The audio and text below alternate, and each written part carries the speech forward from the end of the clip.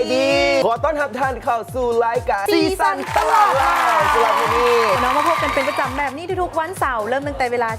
12:30 จนถึงเวลา 13 โมงกับพวกเขา2 คนมโนรีแก้วคุณบริษัทหรือว่าโนรีนั่นเองพร้อมกับและก็สมพรไซธรรมวงศาหรือว่าดีเจเอกนั่นเองนะเจ้าแม่แล้วแบบนี้30 นาทีทุกๆวันเสาร์อย่าลืมแล้วกันพวกเขา2 คนจะพาท่านผู้ชมนั่นไปซอกไปแซกไปเลาะตลาดเลาะบอนั่นเลาะบอนี่ไป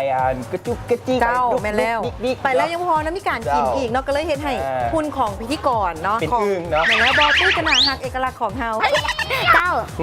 นะแขวนละเมอยกับความงามของเจ้าเด้เนาะบอยต้องเมื่อยก็ได้เนาะเพราะคนหน้าหักมาพบกับคนหน้าตาขี้ร้ายหน่อยนึงเลยที่สามกันเลยว่ารายการนี้มีสีสันกันอย่างแน่นอนพิเศษที่บอกเอกอาทิตย์นี้เนาะเพราะ2 คนจะพาไปที่โรงงานหนึ่งซึ่งเป็นโรงงานที่ว่าเพิ่นได้ตัดยิบบอเนาะโดยเฉพาะยิบขนอยู่ใกล้ตัวนี่แหละเพราะว่าเพิ่นก้าวมาสิเปลี่ยนอาชีพเลยเนาะแต่เพิ่นประกาศการร้องไปร้องมาโบเป็นเพิ่นก็เลยว่าไปฝึกซ้อมมาใหม่แล้วก็มาสมัครใหม่ซะเนี่ยเจ้าว่าตอนนี้ก็รู้สึกว่าเขานี่สิพาทานผู้ชมไปหลายๆระยะแล้วก็สถานที่หลายๆสถานที่เนาะที่เขาจะพาทานผู้ชมไปแล้วก็จะสร้างสีสันแล้วก็เสียงหวยกับทานผู้ชมอย่างแน่นอนในรายการสีสันตลาดลาวเจ้าออกมาในตอนนี้พวกเขาพักก่อนแล้วรายงานต่อไปจึงไปพบกับเขาอีกเทื่อนึง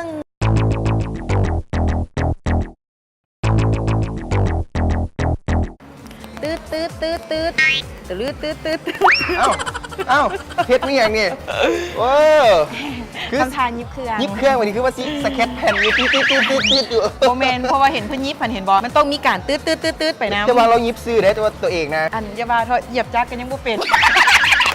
ว่ากันไปนะแล้วตัวนี้ก็ขอฝากด้วยขอโจเมนก่อนในบอสิมาเฮียนยิบก่อนประมาณเดือนนึงแล้วขอสิเป็นเจ้าในตอนนี้เนาะพวกเขา2 คนกำลังอยู่โรงงานดาวสวรรค์การเมนยูทีพลต้องจอมมณีเพราะว่าสิเป็นอาชีพแล้วนอกจากพิธีกรสิมาเป็นพนักงานอยู่นี่หาอาชีพใหม่อีกละปิดเรียกผู้เดียวเด้อคือนะอาชีพนี้นะคือตัวอยู่รอดตลาดเศร้านี่คือ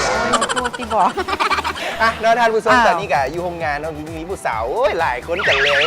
คือใจจะเดียวน้องเอกเนาะเจ้าเป็นอย่างพวกเขาเคยมาโรงงานในมือนี้เนาะพอจะมาฮู้ว่าอยู่โรงงานดาวสวรรค์แห่งนี้เพิ่นหาผลิตอีหยังแน่และการผลิตของเพิ่นนั้นมีความยุ่งยากหรือว่ามีหลายขั้นตอนจังไหนเนาะมื้อนึงพวกเขาจะนำท่านผู้ชมนั้นไปหาเจ้าของโรงงานแต่บอกกันก่อนเด้อเจ้าของโรงงานเนาะซั่นซะเจ้าของโรงงานนะฮักแต่กำลังสีเบาเดี๋ยวมื้อนึงเนาะพวกเขาจะพาท่านผู้ชมนั้นไปหาเพิ่นอยู่ที่ห้องการด้านลุมเนาะแต่ว่าตอนนี้ให้ท่านผู้ชมนั้นได้เบิ่งสภาพหรือว่าเบิ่งโดยรวมของโรงงานก่อนว่าแต่ละคนมีหน้าที่ยิบอีหยังแน่และรายละเอียดมื้อนึงพวกเขาพาบรรดาท่านนั้นลงไปสัมภาษณ์กันเลยเจ้าค่อยๆขอฝากหัวใจของไฟดวงน้อยๆยิบให้ได้บอกต้องมีแฟนแล้วเป็นอย่างคือปิดหูปิดตาแล้วเปิดให้ได้เจ้าบ่อยากเล่าน้ำเจ้าบ่ฮู้บอกเอาเองตอนนี้ให้ไปชมภาพบรรยากาศกันก่อนนะแล้วเราจะพบกันใหม่อีกเทื่อนึงตืดมันบ่คือโอ้ยกระสมุดเฮียนโอ้ยพอละ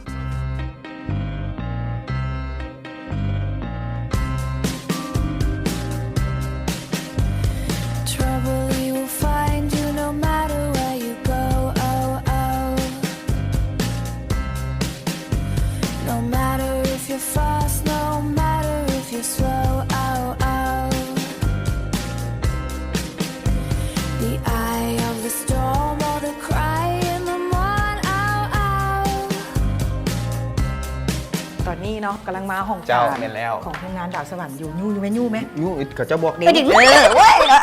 พูดคนนี้เกิดพอมีคนอยู่บ่ใส่เกิดก่อนเพื่อความเป็นระเบียบนี่นะเขาต้องใส่เกิบก่อนมึงดูคุณปุ้ยเดสเป็นในห้องการเอาเป็นบานนำมาพวกเข้ามาเลยในตอนนี้เนาะนำมาทานผู้ชมนะอัพแช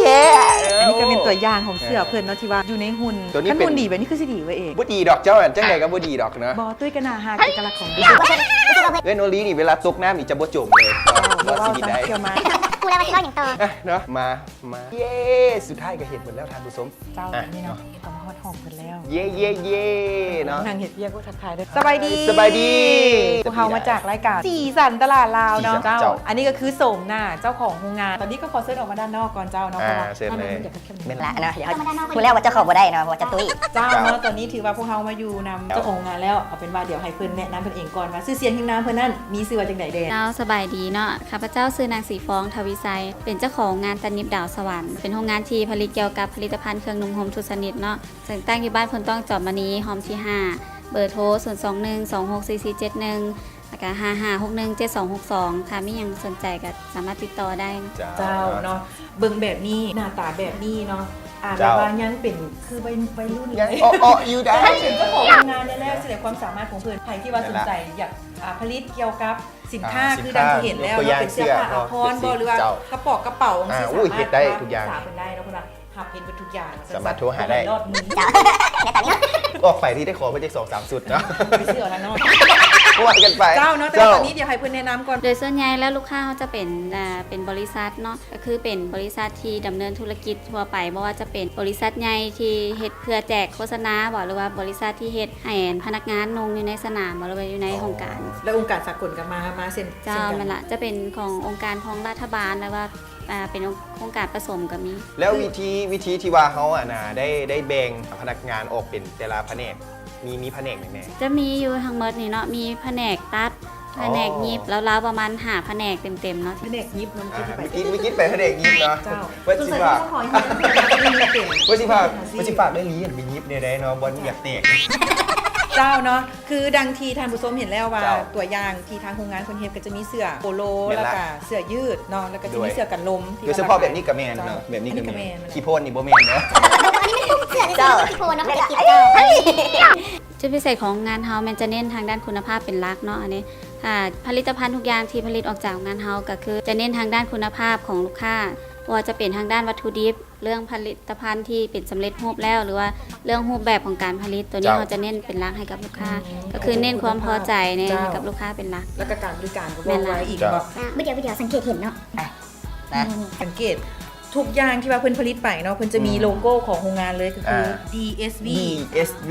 DSV ก็คือย่อ ย่อ มา มา จา จาก ก ดาวสวรรค์เนาะ ดาวสวรรค์นี่ย่อมาจาก กระดาษสวรรค์มันก็แม่แล้ว คือเขามีโลโก้ยังซี่อยู่แล้วเนาะสำหรับ เจ้า โรงงานเขาในอนาคตคิดบ่ว่าอยากจะผลิตเป็นแบรนด์ของตัวเองแบบสิเป็นเอกลักษณ์ของตัวเอง เจ้า เลย ตอนนี้ก็กำลัง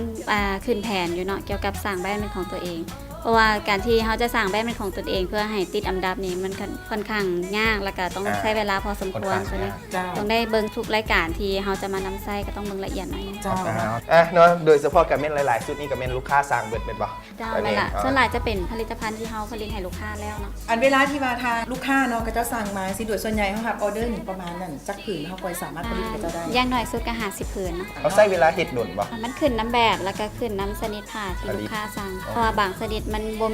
มีเลยที่เขาต้องการสต็อกเมียนเนาะก็ต้องได้สั่งมาจากคน เวลาออกแบบเราะเหมือนเชิญลูกค้าก็จะออกแบบเป็นทางโรงงานเขาสามารถออกแบบให้ได้ตัวนี้ ได้เนาะตัวนี้เพราะว่าจะมีทั้งลูกค้าแบบมาทั้งเขาออกแบบให้กับทั้งแบบลูกค้ามาเห็นแบบแล้วผสมผสาน แช แบบ ร์ไอเดียน้ำกันเจ้า แล้วยกตัวอย่างว่าเจ้าให้เขาออกแบบให้เขาได้คิดค่าเพิ่มบ่หรือว่าบ่ได้คิด ตัวนี้เขาไม่ได้คิดค่าเพิ่ม ออกแบบไปละแล้วฝากแม่สนับฝากแม่เราซื้อพิเศษแบบนี้มีอยู่บ่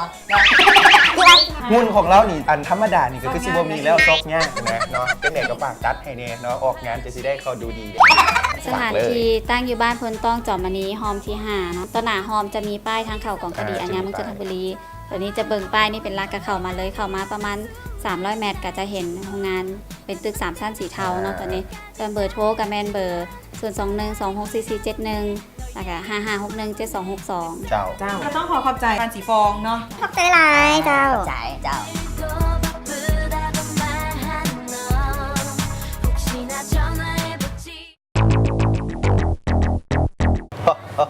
เป็นยังไงไปหยิบมา หยิบมาแล้วเนาะได้แต่ตื้อ อันรู้สึกว่าเอกก็เห็นเพื่อนไปนั่งหยิบเดินเติบนะโบได้อย่างเลยมันจะเถื่อไปปานดีเจสแคทแผ่นเนาะ โบแมนเห็นก็เจ้ายิบเนาะก็จะต้องตื้อไปสินาแบบว่าอันตื้อผ้า หัวไปน้ำได้เลย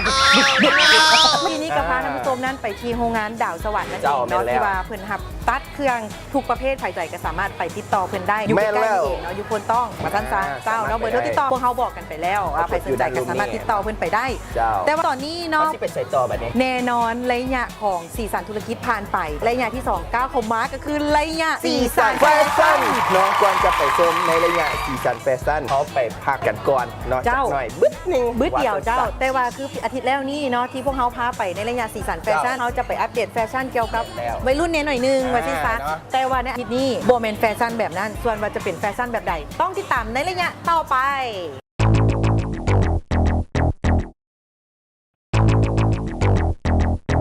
โอ้ย เจ้าเนาะ เห็นบอคอยบอกแล้วคอยบอกเจ้าแล้ว แต่ย่านเนาะ ยาสุนังเฮงไหลน้ำหนักเจ้ายางแตกแล้วนี่เนาะ ได้คุยได้หลายปี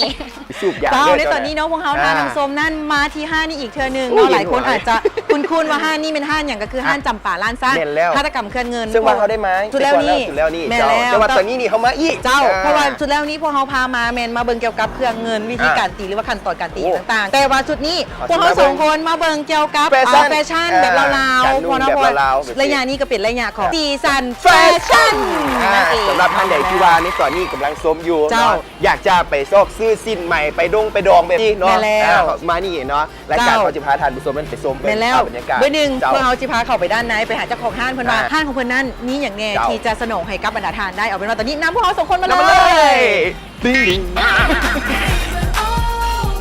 Thought you'd always be mine, mine. For you,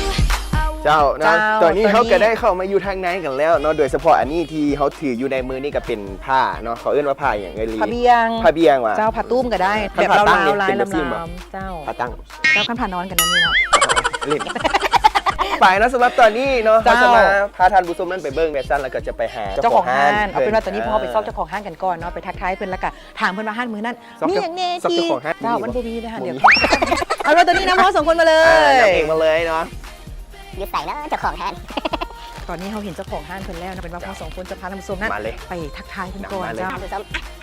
สบายดี ส มาอีกครั้งหนึ่งเนาะสำหรับห้านเพิ่น และ แต่ว่ามือ สำห นี้ รับตอนนี้ เจ้า เราสิมา เนาะ เบิ้งการแฟชั่นการนุ่งสิ้น แม่ นุ่ง นแล้ว ผ้าไหม เป็น ว่าสิ ผ้าไหม เป็นแนวใด ลาว เพราะว่าปัจจุบันนี้ เจ้า รู้สึกว่าคนสนใจเรื่องเกี่ยวกับสินใหม่ผ้าไหมลาวแบบ เจ้า ไปงานไปอย่างต่างๆห้านเฮานี่ก็ถือว่ามีครบทุกอย่างมาห้านเดียวมันยุดอยู่ห้านเลยห้านนี้เลยเนาะบ่ต้องไปทางอื่นเครื่องเงินก็อยู่นี่รับไปได้ โดยเฉพาะเสื้อ สินใหม่ แบบนี้ ก็อยู่นี่แพ้ใหม่ก็อยู่นี่ก็ถือว่าครบเสร็จเลย อันนี้เขา ว่ คิดเอง จ้า บ่หรือว่าจังใดโตโดยเฉพาะเสืออ๋อนี่เลยเนาะทานผู้ชมเห็นบ่จะมีสบาย เอ ดี ก ลาว ลักษ นะ ณ์ลาวๆเลย ได้ขอจาก2-3ตัวได้บัดนี้นะ เป็นโลโก้ท่าหลวงเนาะ อ่า เจ้าเป็นโลโก้ท่าหลวง งามๆใส่ แล้วก็ว่า คือบอก เสื้อประเภทยังซี่แม่นส่วนใหญ่เป็นคนลาวหรือว่าคนต่างประเทศที่ก็ต้องมาซื้อไปนุ่ง เท่าๆกัน คนต่างประเทศกับมาคนลาวกับมาก็ซื้อไปต้อนกัน ส่วนใหญ่จะซื้อเป็นซื้อไปเป็นของฝากของต้อนนี่ซื้อเนาะเจ้าอยากได้บ่เอก อยากได้เนาะ เจ้าเดี๋ยวสิตัดเงินเดือนเลยสิเอาให้เด้อ พใจนะ เจ้านะ แล้วคือประเภทสินอยู่ห้านเฮาส่วนใหญ่เป็นสินประเภทใด มันก็มีหลายเกรดของมัน เจ้า หลายประเภท มีหลายแบบหลายประเภท ยกตัวอย่างมาเบิ่งดูได้ว่ามีแนวใดเด้ เดี๋ยวนำมาพี่เลยเนาะพี่เลย มาเลยเนาะเฉพาะตัวนี้เลยเป็นบ่ นี่ก็เป็นพวกสิ่งไหมม่อน ไมมอน อ๋อ สายเหนือ โอ้สินไหมมอนที่กำลังเป็นที่นิยมอยู่ปัจจุบันนี้บ่ว่าตามเบิดผืนหรือว่าจะมีแต่ตีนหรือว่าจะเครื่องผืนแมันบ่คือว่าห้านเฮาก็มีหลากหลายลวดลายให้ได้เลือกซื้อ เจ้า มักจังไดก็เอา ตีนมานี่กระตำมาเบิดเลยมันบ่ล้วนเบิดเลยอ๋อ คือสินผืนนี้ประมาณตกราคาจะกีบ ประมาณราคา1,800,000 โอ้ เจ้า คือว่าราคาถูกเนาะ แม่นแล้วเพราะมันเป็นไหมม่อน ซื้อให้นี่ด้วย น้องต้องซื้อให้เอื้อยเนาะ บ่คือตี เดี๋ยวบัดออกหลังจากแล้วอันนั้นรายการเฮาแล้วซื้อให้ผืน เจ้า ซีเมนต์ไปดอง เดี๋ยวไปซอกรายการดินกันเด้อ เจ้า คือนอก เจ้า จากที่ว่าไหมม่อนแล้วเนาะยังมีไหมประเภทใดอีก อ่า คือสังเกตเห็นพวกสีส้ม โดยเฉพาะตัวนี้ก็แม่นบ่ อันนั้นเป็นพวกไหมลาบ โอ้ มีผ้าเบียงอีกเนาะสังเกตเบิ่งทานผู้ชมนี่เนาะทานผู้ชมอันนี้สำหรับแพรเบียงเนาะอันนี้เป็นผ้าเบียงเนาะสำหรับผู้หญิงที่ว่าใส่เข้าวัดก็ได้เป็นบ่ อันไปใส่ก็ได้เอก ถ้าใส่กันอีกใส่เข้าไปแล้วคน งาม แบบ บ่ นี้นะงามเนาะ บ่เอก เบิ่งดูเอลีก็สิสมบ่ ผู้สมแน่นอนเนาะคันต้องซื้อให้เจ้า ว้าวโถ อันใจกับบ่ถึกลวง ทานผู้ เอ ชม กอันนี้ตกอยู่ประมาณสุดเท่าไหร่ตัวนี้ เจ้าฮะ ซึ่ง เนาะ ตัวนี้ยังบนแพงตัวนี้ก็อยู่ประมาณล้านหนึ่ง โอ้เจ้า ราคาเป็นกันเองเนาะก็เดียวว่าราคาเป็นกันเองสำหรับท่านใดที่ว่าอยากจะได้สินแบบซี่เนาะสามารถมาที่ห้างเป็นได้เนาะ เจ้า สิ สิ เนาะ กันเจ้า ตัวนี้ก็เป็น โอ้เป็นสินสำเร็จก็มีเลยเนาะ สินสำเร็จรูปเลยแบบนี้เนาะ เจ้า หากว่าท่านใดที่ว่าอยากจะต้องการหรือว่าอยากจะไปซื้อไปฝากไปต้อนแฟนบอดเนาะสำหรับทานสายของเขาก็สามารถ ก่อนอื่นต้องซื้อก่อนซะให้เอื้อคืนนึง เขาก็รู้สึกว่าเหงื่อแตกเลยเขาก็ได้ เพราะว่ารุ่นราคาพิเศษเนาะ ก็ถือว่าราคาเป็นกันเองเนาะท่านผู้ชม เจ้า เดี๋ยวเขาจะพาให้เจ้าของห้างเพิ่นพาไปเบิ่งเงินประเภทเป็นแพ้ใหม่เนาะอีกเทื่อหนึง เอาออกกัน เพราะว่าเอาออกก่อนก็ดีเอาเมียพับไปเพิ่นเลย เนาะ เจ้า ให้ท่านผู้ชมได้ สั ช ง ม เก กั ต น การ นี่ พับของเอกเนาะก็คือแบบบ่เคยจับผ้าใหม่มาจากเทื่อ เขาเป็นวังตีนนะเขาเป็นแต่นี่น้ำเข้ามาเลยเจ้า เจ้าเนาะตอนนี้พวกเรามาอีกมุมหนึ่งของห้างก็คือมุมของประเภทผ้าไหมเนาะก็คือดังทีบรรดาทานเห็นจะฟังนี่จะเป็นไหมประเภทอย่าง มันจะเป็นไหมม่อน เจ้า จะเป็นพวกไหมม่อนพวกเป็นตัน นี่เลย เป็นตัดเสือใส่ โอ้ ท่านผู้ เจ้า ชมเนาะตัวนี้นี่แล้วหมดละบ่ อันนี้สินฟ้า เจ้า สินฝ้าย เป็นสินฝ้ายเนาะ เจ้า แต่ว่าสำเร็จรูปแล้วมันบ่นี่ ยัง ยังบ่ ไปตัดอีกอะ ต้องตัดแล้วก็ต้องยิบก่อนเนาะจริงที่ใส่ได้เนาะ ประเภทอันผ้าไหมจังซี่นะ ขายแมตนึงเขาเดี๋ยวอยู่ห้านเฮา อ๋อขั้นเป็นผ้าไหมม่อนปกติกันแมนหนึ่ง100,000 110,000กันแล้วแต่บางอันกับ90,000 โอ้เจ้ามันแล้วแต่ว่าเนื้อของผ้าไหมคือ แล้วแต่เกรดของมัน โอ้เจ้าก็สามารถมาเบิ่งได้เด้อเนาะอันนี้เป็นโซนผ้าไหม ก็อยากแนะนำให้ท่านผู้ชมเนาะที่ว่าในเบิ่งรายการนี้ก็ให้มาเบิ่งมาชมกันได้ในห้างหลากหลายอย่างที่ให้เลือกเบิ่งเลือกชมเลือกซื้อกันได้ ราคาก็เป็นกันเองเป็นราคาของคนลาวน้ำกันกะมีรุดมีต่อกันได้ อันนี้เป็นราคาที่แบบเบ้าให้ฟังซื่อๆแต่มาตัวจริงกะ รุ่นพิเศษ รุ่นพิเศษนะ บอกเลยว่ามาจากรายการสีสันตลาดลาวเป็นรุ่นพิเศษ พิเศษเลยเนาะเจ้า และทางห้างของหมูเฮาก็แม่นตั้งอยู่ทางบ้านพลเค็งอยู่ต่อหน้าฮองแซงเนาะแต่ทางมันเป็นทางโค้งวิงเจริญก็จะเอิ้นทางโค้งวิงเจริญแม่นซื้อห้านจำปาล้านสร้าง เจ้า หัตถกรรมเครื่องเงินเจ้า อย่าลืมว่าไผที่ว่าสนใจค่ะเครื่องเงินหรือว่าประเภทผ้าไหมสินไหมต่างๆ มาแวะที่ห้านเพิ่นได้เนาะห้านจำปาล้านสร้างหัตถกรรมเครื่องเงินนั่นเองวันนี้พวกเราสองคนแล้วก็เจ้าของห้านขอลากันไปก่อนค่ะว่ามีโอกาสหน้าจะพามาใหม่อีกเทื่อหนึง สบายดี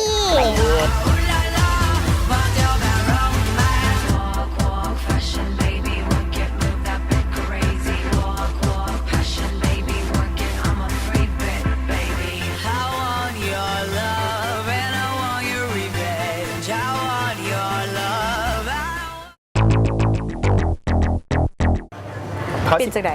รู้สึกว่าเขานางยิ้มตั้งนี่ก็แบบรู้สึกแบบคือรู้สึกว่าแบบจังไหนบอก อ บ่ ลัง ถูก การงานสร้างบ่เดี๋ยวหลังจากเลิกรายการแล้วสิขอตั้งสุนีมาเฮือนก่อน โอ้ยบ่ได้ดอกเนาะ เป็นหยัง หลังรถเจ้าบ่มีบอลใส่ละมีแต่เป่าทาน เพราะว่าไปเมื่อนั้นแล้วซื้อทานขึ้นหลังรถมาซะ จะเมียนเป็นแบบได้เอาเที่ยวว่า อ้าวเป็นจังไดแน่สำหรับไปเบิ่งแฟชั่นแบบว่าทุกคนสามารถไปซื้อไปสวมใส่ได้บ่ว่าจะเป็นหญิงหรือชายผู้เฒ่าผู้แก่หรือว่าวัยรุ่นก็สามารถไปอุดหนุนเพิ่นได้อยู่ที่ห้างจำปาล้านสร้างนั่นเองเนาะอาทิตย์ก่อนนี้ก็คือพาไปการเฮ็ดเครื่องเงินเนาะก็คือเป็นตุ้มหูบ่เป็นใส่คอหรือว่าเป็นแหวนต่างๆแต่ว่าที่นี่คือพวกเขาพาไปเบิ่งก็คือเป็นประเภทเครื่องลาวผ้าไหมลาวจังซี่เจ้า ก็จะมีเครื่องเอประดับน้ำกันกับ แม่นแล้วเจ้า อุ้ยงาม ไปเมื่อกี้นี้ได้เสื้อฟรีมาตัวหนึงเนาะ สำหรับผู้เฒ่าแบบที่นี่ก็ใส่ได้เนาะ ยังวัยรุ่นอยู่เนาะหน้าตายังดีอยู่ บ้า เจ้า แต่ยัด อย่าเอาหน้าตาตัวเองมาเทียบใส่หน้าตาตัวตรงนี้เด้อ พุ่นนะ อ้าวเนาะก็ถือว่าผ่านพ้นไปสำหรับ เจ้า ระยะของแฟชั่นวัสั้นซาแต่ แต่ ว่า ว่า ในตอนนี้ ตอนนี้ ยังเป็นระยะสุดท้ายโอ้ยอาทิตย์นี้ยังคงจะพาท่านผู้ชมนั่นไปที่ตลาดบ้านดงโดกคือเก่าเนาะเพราะว่าอาทิตย์แล้วนี่เวลาบ่พอเดี๋ยวเมข้าวอยู่ตลาดดงโดกนะอ้าวมาหาข่อยแล้วเป็นหยังคือบ่ออกอากาศให้ข่อยเด้บ่ได้ ใช่ไหมเขาชิไปอีกนี่จังไงว่าเขาชิว่ามาอีกละ2คนนี่ที่เอายังให้เขาอีกเนาะแบบนี้ เจ้าเนาะ เออ เอาเป็นว่าตอนนี้พวกเขาไปพักกันก่อนแล้วระยะ เจ้า สุดท้ายของรายการเป็นระยะของสีสันตลาดบ้านนานั่นเองเนาะแล้ว เจ้า ค่อยมาพบกันอีกเด้อ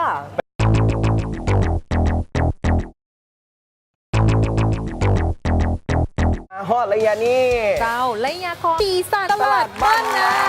นี่ก็พวกเขาสองคนเก่งเก่าเช่นเคยหน้าตา เจ้า ดีและหน้าตาบ่ดี หน้าตาบดีน้อยเนาะแต่ว่าหน้าตาดีหน่อย ว่าหน้าตีได้หน้าตีว่าสั้น อีกนิดนึงเจ้า เอาไหมเนาะ ลืมฟาดแหงๆเนาะท่านผู้ชมจึงได้บอกที่แล้วนี่พวกเฮาพาท่านผู้ชมนั่นไปที่ตลาดบ้านดนโดกเนาะแต่ว่าเนื่องจากว่าที่แล้วนี่เวลาของรายการของพวกเฮานั้นสั้นแสนสั้นมันยังโมมด แต่ว่าเขาสิไปต่อกันในตลาดบ้านนาบ้านดงโลกนั่นเอง แม่นแล้วส่วนว่าจะไปซอกแซกหรือว่าไปสอบถามเกี่ยวกับราคาราคาอันใดนั่นเนาะต้องติดตามพวกเฮาไปเลยในตอนนี้ ไปเลย เจ้าเนาะในตอนนี้พวกเฮาก็อยู่ที่ เจ้า ห้านขายไข่แต่ยังบ่ฮู้ว่า เมลี เจ้าของห้านน่ะซื้อว่าจังใดเนาะ เมลีตอนนี้เจ้าของห้างนี่นะฮักหลาย เจ้าอย่าเป้าซาลงกันไปก่อนเดี๋ยวสัมภาษณ์ทางนี้ก่อน แล้วสิแวะไปหา เจ้า ภาคนั้นเนาะเดี๋ยวตอนนี้เฮามาทักทายเจ้าของห้านก่อนเจ้าสบายดี ซื้อว่าบอก ซื้อบ็อกบอก แม่นอะ เจ้านะฮะคือกันเลยถือว่าเป็นแม่ค้าขายไข่เดี๋ยวขอถามราคาก่อนว่าราคาไข่เฮาแต่ละแต่นี่ถือว่าบ่คือกันเป็นบ่ พอคือกันมันจะขึ้นกับแต่ละรุ่นมันจะมีเป็นเกรด เจ้าก็ เกรด คือ ใหญ่เกรดน้อยเริ่มตั้งแต่26,000 เจ้าอันนี้30,000ก็อาจจะหน่วยใหญ่กันหมู่ ใหญ่ เนาะ ใหญ่กว่าหน่วยใหญ่สุด เจ้าอันนี้เป็น ใหญ่สุดอยู่ห้า 9,000ใหญ่สุดอยู่ห้านมันจะแต่หนึ่ง30 30แม่ เจ้า น้อยสุดเราเป็น26,000 เจ้าก็สามารถมาซื้อน้ำเพลินได้เนาะเพิ่นจะขายตลาดดงโดกมาแล้วขายเป็นหน่วยเป็นถุงอย่างก็ได้ สามารถได้เบิด แม่นแล้วตามราคาเลย ห้านเท่านี้ได้ส่งให้ลูกค้าที่ก็จะต้องการอยากได้หลายๆแต่บอก ส่งถ้าว่าสนใจก็มีแต่จะมาแล้วบอกเขาก็ไปส่งโลด โอ้เจ้า ถ้าว่าอยากได้ไข่ห้านี่ก็โทรมาเลยเบอร์77719034 เจ้า77719034สามารถโทรหาเพิ่นได้แล้วก็ต้องการอยากได้จักแตะเพิ่นไปส่งให้ว่าซั่นซะ แม่นแล้ว แต่ว่าตอนนี้สังเกตเห็นอีกห้างหนึงข้างๆแม่นบ่ แม่น บ่แม่นห้างเดียวกันติ คนละห้าน เจ้าแล้วบ่ได้เถียงกันจักเทื่อติ โอ้ยกูเทียมข้ามราคาไหนก็เข้าห้านนั่นโลด แม่นบ่ แม่น เอก เจ้า เป็นจังได รู้สึกว่ากำลังขายรับขายดีตัวนี้นะ อันเพราะว่าถามเพิ่นเมื่อกี้นี่ว่าบ่ได้ผิดกันบ่ว่าซั่นสองห้างใกล้กันนะ บ่ เพิ่นว่า บ่พิดกัน ได้ ดิ ว่าซั่น บ่พิดกันที่เห็นรับตาสั่งที่เห็นใส่ชื่อ แต่ว่าสังเกตห้านนั่นเพิ่นมีไข่เป็ดขายพร้อม มีไข่เป็ดเนาะ เจ้าราคาจังได๋ล่ะหั่น ไข่ราคาจังไหนโอ้15,000เอ้ยลี เจ้าซื้อกันแน่ มีแต่2ไข่เป็ดไข่ไก่เนาะมี2ประเภทบ่มีไข่อย่างอื่นบ่ เจ้าแบบไข่ห่าน ใครงวงเนาะ เป็นราคาขายส่งนี่จะกีบ แล้วแต่ อ๋อถ้า กระลุ้นให้ ถ้าสมมุติเฮาขายย่อยเนาะข่อยมาซื้อข่อยสิซื้อหน่วยเดียวที่ไรจังใด 1,500 1,500แพงแท้ ซื้อราย1,100 แพงแฮะ นั่นแหละหน้า เจ้า ตาผู้ดีเรื่องก็จะต้องขายแพงธรรมดา เวลี เนาะ เราขายเฮา1,500เนาะ เจ้ามีแต่ว่าให้เพิ่นฝากห้านเพิ่นเลยแล้วเจ้า ฝากเลย ดี๋วบอกเบอร์เลยเนาะ ฝากเด้อแล้วมาเอาคืนได้ ฉันบ่ฝากเลยซะนะ ฝากซะเนาะ เจ้าคันว่าสนใจใครอยู่ห้านเฮาก็สามารถมาซื้อได้เนาะตลาดดงโดง เจ้า แต่ว่าคันว่าอยากได้หลายก็เข้ามาหาเจ้าของห้านด้วยเนาะ99292559 9929 2559 ซื้อหั่นว่า อรุณ หั่นอรุณซื้อตัวเองเลยบ่ เจ้า อ่ะ เนาะ สำหรับตัวนี้ เนาะก็ต้องขอ เข้า ขอบ ใจ ใจทั้งสองห้านที่ว่าให้เฮามา เจ้าเนาะในตอนนี้พวกเราก็มาอยู่ที่ห้านขายปลาค่ะขายหอยแครงเนาะทักทายเจ้าของห้านก่อนจ้าเจ้าสบายดีเนาะ เจ้าสบายดีเอ้ยลิ เป็นที่สั่ง บ่น่าไปอยู่ในนี่เลย ซื้อกระบิ๊ก ไอ้บิ๊กเนาะอันทางท่านกับไม้ทางนี้กับไม้สรุปว่าเจ้า เอ้ยบิ๊กน่าฮักแดง แม่ใครเนี่ยเนาะ สมบูรณ์เพอร์เฟกต์ คนตุ้ย อ่า นักกินไก่ ตอนนี้ขายอย่างแน่นี่ตอนนี้นี่มีหอยแครงมี พอได้ขายอย่างยืนอยู่แล้วล่ะ เจ้าเข้าใจก็เห็นอยู่ยืดแล้วเฮ็ดอีหยังล่ะตอน โอ้ นี้ ขายปลาขายหอย เจ้า หอยแครง อันนี้ราคาจากไหนรู้เขาเดี๋ยว ชาวพันธุ์ เจ้าแล้วตัวนั้นเดี๋ยว 18 โอ้แล้วแต่ตัวน้อยตัวใหญ่ ปลาทูดิปลาทู ปลาทู ปลาเดียวเราเมื่อกี้เราว่าปลาเดียวได้หั่น ปลาเดียว เอาไปเดี๋ยวเอาไหม อันนี้เป็นปลาทู เล่นนะปลาทู อะไรตัวนี้ อ่า นั่นหวานนั่น เจ้าโลซาวพัน โล ตัวนี้ 12,000 12,000 เจ้านี่โล12,000เนาะคันมาซื้อเป็นขายให้11ขีดเจ้า ซื้อให้ดู ปกติโล10ขีดเป็นขาย11ขีด ซื้อให้ดู เจ้า ราคาพิเศษเลย จ่ายเงินเองก่อนไหม แหม แล้วคือปันนี เจ้า เนี่ยเขาขายโลเท่าไหร่ ชาวพันธุ์ โอ้ ท่านผู้ชม 20,000คือกัน สังเกตว่าปลานินห้านเพื่อนนี่ตัวใหญ่ใหญ่เนาะ เจ้า ของห้านก็คือใหญ่มาก ถ้าว่าครึ่งโลดิครึ่งโลนี่เขาสิตัดเป็นตัวเลยบอก ตัวเครื่องโลก็มีเอก เขาคิดว่าเขาคิด 2 โลก็มีได้ เขาเคยคิดว่าเวลาซื้อเป็นครึ่งโลแล้วสิตัดเป็นตัวออกมา บ่รับปล่อยมันลอยเกิน มันก็ลอยบ่ได้แล้วมันตายแล้วเนาะเจ้าอ่ะ เจ้า เนาะ แล้วคือปลากระซังค่ะนะเขาได้ขายส่งให้กับผู้ที่ต้องการอยากได้หลายบ่ เจ้า หารเนี่ยนะก็เจ้าก็มาเอาเนี่ยเป็นตัวเท่านั้นขีดเท่านี้ขีดก็เจ้าก็ระบุมา โอ้เพื่อก็จะไปขายโอ้ ป่านี่ ทับ เขา ทั่วอย่างพ่อมันบ่ เจ้า แล้วคือหอยแครงเท่ากระซุงคือกันนั่นบ่ หอยแครงส่วนหลายก็เจ้าจะบ่ส่งได้เพราะว่าก็เจ้าจะมาเอาอยู่เลย โอ้ ป่านี่เขาเลี้ยงเอาอะ ก็เจ้ามาส่งนะ เอามาส่งเขาบ่ได้เลี้ยงเขาเลี้ยงมันก็บ่ใหญ่แบบนี้หรอก เจ้าแล้วคือป่าเวลาที่กระเจ้าอยากได้เขาสามารถไปส่งให้กระเจ้าแล้วก็คว้ากระเจ้าได้เลยแมันบ่บริการถึงทีว่าซั่นซะแล้วคือท่านผู้ชมแบบว่าอยากได้จำนวนหลายๆงานสู่ขวัญบ่อย่างต่างๆที่สามารถโทรสั่งเอ้ยได้เลย ได้ เจ้าเบอร์โทรว่าจังได๋นะ บอกเลยเต็มที่เลย5วินาทีเด้อ1 2 3 4 5เบิด ให้คนเล่ากันเอง อ่ะเนาะฝากเลยเอ้ย 54990007นะ เจ้า54990007เนาะสามารถโทรสั่ง สามารถโทรได้ ได้ บิ๊ก เอ้ยบิ๊ บิ๊ ก กได้ อ่ะ แน่แล้ว เจ้าขอบใจหลาย ๆ เด้อ เจ้าก็เจอบิ๊กเด้อเจ้าเอาซื้อได้ไข่หมานเนาะเจ้า เจ้า ในตอนนี้พวกเขาก็อยู่ที่ห้างซีนอยู่ที่ตลาดดงโดกเจ้าสบายดี สบายดี เจ้า แม่สบายดีไหมเจ้า บุญยอมเนี่ย แล้วพูดหันมาหาเอกเลยเนาะก็เลยต้องขวัญอ่ะ เจ้าเดี๋ยวให้เป็นตู้เบาเป็นตู้เบาเนาะเจ้าแม่มาขายอยู่ตลาดนี้ได้จักปีแล้วเนี่ย ไว้ได้ 30 ปี โอ้ 20 ปีแล้วมันบ่ 30 ปี แบบว่าเป็นเจ้าแม่ตลาดดงโดกเลย เจ้าแม่ ตลาดเปิดย้ำใดเป็นแม่มาขายย้ำด้านว่าสั้นซะ แม่แล้ว แล้วคืออยู่ห้านแม่นี่ขายประเภทซีนอย่างเนี้ยขายอย่างเนี้ยเจ้า มีสิ้นหมู สิ้นหมู แล้วอันนี้ก็มีเครื่องในอย่างพร้อมเนาะ อันนี้ก็เมน เครื่องในงัวนี่อีแม่ขายโลนึงเท่าไหร่ 50 บ่ 50กีบ แล้ว บ่ เครื่องในหมูเด้อ 45 เครื่องในหมูจะถือกว่านั่นตัวงัวเนาะ ส่วนหลายสิ้นงัวนี่จะราคาแพงบ่ แม่นแล้ว อันสิ้นงัวขายโลนึงเท่าไห ไท ร่ ยโล70 โล70 ประ เนาะ เภท2 65 โอ้ โอ้แล้วแต่ประเภทเลยเป็นบ่ มี สิ้นสดๆก็แม่น70รองลงมาก็65แล้วคือ แล้วสำหรับสิ้นหมูนี่ สิ้ เด้ นหมูสดนี่เด้อ อัน38 สิ้นสด แล้วตัวมันติด ติดดูข้าง 38 3สั้น 38 เจ้า โอ้เจ้า เอ้ย ก็เลข35 เวลี เจ้า สังเกตบ่ว่าดูข้างนี่จะเมนของเอื้อยเลยอันน่ะแม่บอกแม่หน่อยหนึงเวลาเครื่องในนี่เขาเอาออกมาจะใส่ออกมาจากหมูเนี่ยเหมือนเนื้องัวหรือว่าเอาออกมาจากเอื้อยโนรี เอามาจากหมูเครื่องในหมูนะ เออน้องฟัง จา ข่าก ว หมู เจ้าและคือยกตัวอย่างว่าแบบท่านผู้ชมที่กระเจ้าต้องการอยากได้เป็นจำนวนหลายที่แม่ก็สามารถขายส่งให้กระเจ้าได้เลยบ่เจ้า ได้แต่ว่าราคาเขาก็ไปหับมาแล้ว โอ้ก็คือแบบมีแต่ว่าสั่งน้ำเฮา เจ้า สั่งมาได้ สั่งปลาเมียนะที่มาเอาเท่านี้นี่โลได้ เออ เนาะเจ้า ได้ เดี๋ยวให้แม่ฝากเบอร์โทรศัพท์ให้ เจ้า กับท่านผู้ชมเลย 55 34 34 72 72 73 73 นอนเลขออกนะ 55347273เจ้า 7273 เพิ่นบ่ได้บอกเลขเด้อ ไม่ได้บอกเลขเด้อ แล้วส่วนใหญ่คือราคาสิ้นอยู่ตลาดบ้านหนองโดกเฮากับเมนราคาเดียวกันเลย ราคาเดียวกัน ใครที่ต้องการอ อัน ยาก นี้ ได้ ก็ สิ้ ราน เนาะ คาเดียวกันเด้อพ่อแม่พี่น้องเอ้ย คุณนี่ก็ราคาเดียวอะ เจ้าเดี๋ยวขายส่งอันนี้ที่เก็บข้าวสารแล้วเจ้า เนาะตอนนี้ก็ต้องขอขอบใจกับแม่เพื่อน แม่นแล้วต้องขอบใจหลายๆเด้อเจ้า เจ้า ใจกับ เจ้าขอบใจแม่ขอบใจแม่อ่า เจ้าเนาะในตอนนี้ อ่ะ พวกเขาก็มาอยู่ เจ้า ที่ห้านขายหมักไหม้ว่าซั่น หมักไหม้ ซานอกเหนือจากที่ว่าพวกเขาพาทำบุญชมไปเลาะแล้วเนาะยังมีอีกห้านหนึงที่พวกเขามา เจ้า ยืนอยู่ในตอนนี้เพิ่นกำลัง ไปเบิ่ง ขายอยู่ ในตอนนี้ เจ้า เฮามาทักทายเจ้าของห้านกันก่อนเจ้าสบายดี เจ้าสบายดี เจ้าเดี๋ยวให้แม่แนะนำท่านผู้ชมเลยซื้อแม่มาจังไหน อ๋อ เจ้า ไปป่านี่ก็ซื้อ แม่ซื้อลำไยเรียนประเสริฐ เจ้าลำไย เจ้า บ่เจ้า อู้ แต่ว่าอยู่ห้านเพิ่นบ่มีลำไยขายเนาะมีแต่เจ้าของห้านเจ้าสามารถมาหาแม่ลำไย มันคิด ได้ ระดูเอ้ยมันบ่แม่นระดูน้ำไง มีอยู่เจ้าเนาะในตอนนี้เดี๋ยวขอสั่งมาเคี่ยงให้เพิ่นก่อนเจ้า เท่าไหร่ล่ะฮัน อัน6ขีด 6 ขีด เจ้า6ขีดขาย เจ้า เท่าไห สั่ง ร่ รูปบัตรนี่นะ โลหนึ่ง15,000 6ขีดประมาณ 8,000แมันบ่แม่นี่เห็นบ่โอ้ยไหลถือเจ้า 8,000 เก่ง เอา ๆตบ เต็ม มือ เลย ให้ บ่ เราเด้เอาตื่มอีก เอา ก่ โล อน นึงเลยก็ได้เจ้า เจ้า ขายถึกๆเนาะหมักเกี้ยงนี่แม่ขายโล15,000แล้วคือแอปเปิ้ลขายโลเท่าใด ขายโล10,000 เจ้า โล โอ้ สิ เป็ บ นติด พัน ป้ายมันเลยเนาะ นะ โล10,000หรือว่า 10,000กีบเจ้าเนาะ โดย แถ เฉ ม พาะ เอกกับช่อมเนาะ โดยเฉพาะหมักม่วงนี่เด้แม่เป็น ม่วงกิโลหนึ่ง กิโลหนึ่ง โอ้15,000กันแล้วคือแคนตาลูปตัวนี้ แกันตะลุกนี่10,000 เจ้าแล้วหมักลาแซง 25,000 เจ้ามะขาม เจ้า เจ้าเซอรี่ มักซาลี่ พิลา15,000 อ๋อ เจ้าคือหมักไหม้เฮาเอามาขายแต่ละเทื่อนี่แม่นแล้วแต่ละดูมันบ่เทียน แม่นเลย เฮาเอามาขาย ทิ้งตามฤดูกาล เจ้า ขายไปตามฤดูกาล แล้วแต่หมักไหม้ตามฤดูกาลเลยเนาะ เห็นแล้วอยากนะเอ้ยลี ผู้ดีโลหนึงเจ้าลูกค้ากับผู้ดีเป๊ะเลยเนาะจับ ดีเลย จับกิโลใส่ ขอโทษมีแฟนแล้วอ่ะ ห้านเฮานี่มาเปิดแต่จักโมงนี่แม่ โอ้ เจ้า กับ7 โมงเช้าไปแล้วเนาะ เมย์เป็นพนักงานเมย์เป็นผู้สอนเลยเลิกการแล้วเมย์จังมา โอ้ โอ้แบบว่าเป็นเศรษฐกิจหนึงอีกที่ว่าแบบ อาชีพของเพื่อนรักก็คือเป็นครูสอนให้ความรู้แล้วยังมาขายเครื่องอยู่ โอ้ ที่ตลาด สบายดีอาจารย์อีกเทื่อหนึง เจ้า ขอเป็นลูกซิปในเด้อเทื่อหน้านะ เจ้าขอบใจเด้อ เจ้า ได้ทอนมันอุทธรพันกีบ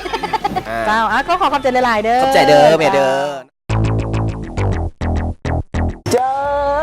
ผู้ซื้อว่าไปตลาดบ้านดงโดกท่านผู้ชม ปาด เอกนะเห็นเมค่าบอได้ เราต้องได้ไปถามเบอร์โทรติดต่อว่าสั้นๆผู้จักเมค่าขายของขายไข่ขายสอกขายสิ้นขายข้าวของสินะฮู้เรียกว่าสั้น เอ้า ๆโทรได้เอก สิให้ว่าจังใดเห็นผู้ใดก็น่าฮักเบิดเนาะ พิธีกรงานหักไปแล้ว โอ้เจ้าน่าฮักนี่น่าฮักดอกอืม กล้าเว้าเนาะ ว้ายเอาสัก เจ้า